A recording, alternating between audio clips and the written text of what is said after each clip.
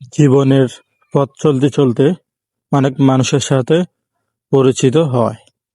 কেউ আসে কিছু সময়ের জন্য, কেউ আসে কোনো প্রয়োজন নিয়ে, আবার কেউ কেউ আসে নিঃশব্দে, কিন্তু হৃদয় এমন একটি জায়গা করে নেয় যা চাইলেও আর কেউ পূরণ করতে পারে না। সময়ের সাথে সাথে মানুষ বদলে যায়, দূরত্ব বেড়ে যায়, কথোপকথন কমে যায়। একসময় যে মানুষটির সাথে ঘন্টার পর ঘন্টা কথা না বললে দিনটাই অসম্পূর্ণ লাগতো, আজ হয়তো তার সাথে মাসের পর মাস কোনো যোগাযোগ নেই।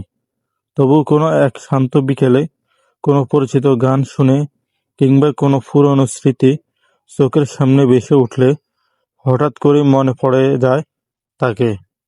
অদ্ভুত ব্যাপার হলো, কিছু মানুষকে ভুলে যাওয়ার জন্য কখনো ঘৃণা যথেষ্ট হয় না, আবার মনে রাখার জন্য প্রতিদিন কথা বলারও দরকার হয় না। তারা থেকে যায় মনের এক কোণে, ঠিক পুরনো কোনো কোনো বইয়ের ভাঁজে রেখে দেওয়া শুকনো ফুলের মতো, যার সৌন্দর্য হয়তো আগের মতো নেই, কিন্তু স্মৃতিটা এখনো অমূল্য। হয়তো জীবনের গল্পে তাদের অধ্যায় শেষ হয়ে গেছে, কিন্তু তাদের রেখে যাওয়া অনুভূতিগুলি এখনো বেঁচে আছে।